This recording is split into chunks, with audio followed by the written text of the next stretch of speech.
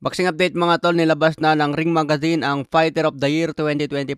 Ito ang listahan ng nominees: Daniel Dubois, Alexandre Usyk, Joseph Parker, Jesse Rodriguez, Junto Nakatani at si Arthur Beterbiev. Wala po dyan si The Monster na Oya Inoue. Wala din si Canelo Alvarez at wala din si Terence Bud Crawford. Sa 6 na nominees mga tol, sino sa tingin nyo ang pwedeng Fighter of the Year?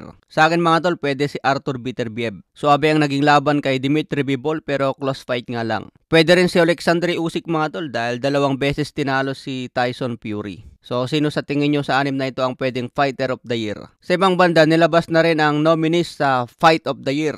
Tyson Fury versus Alexandre Usyk 1. Beterbiev versus Dimitri Bivol. Taylor versus Serrano 2. Zurdo versus William Smith. Bohachuk versus Berhil Ortiz. Kolmatov versus Ford. Rakimov versus Nunes. Sino sa tingin nyo mga tol ang pwede sa Fight of the Year?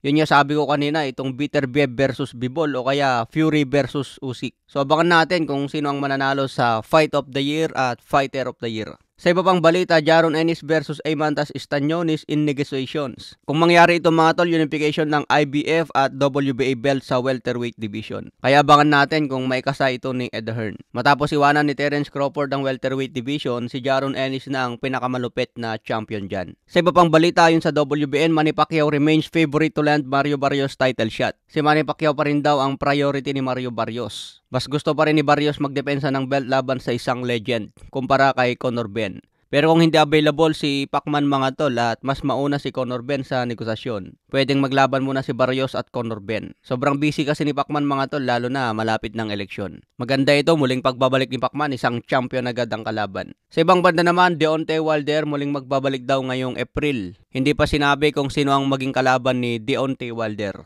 Sa loob ng 5 taon, isang beses lang nanalo si Deontay Wilder laban kay Helenius. Akala ko nga magre-retiro na itong si Deontay Wilder pero gusto pa rin pala lumaban. Pwede pa makalaban ni Deontay Wilder si Anthony Joshua at si Alexandre Usyk. Sa ngayon, edad 39 na si Deontay Wilder kaya naghahanap ito ng malaking bayad sa boxing bago tuluyang magretiro. Malaki pa rin naman ang kikitain ni Deontay Wilder kung mapalaban kay Usyk at Anthony Joshua. Sa ibang banda, Devin Haney ini-improve ang footwork. Maraming fans ang nagsasabi na sinasanay ni Haney ang footwork para mas mabilis tumakbo. May balita na babalik daw si Haney ngayong Marso, kaya abangan po natin. Okay mga tol, hanggang sa muling updates.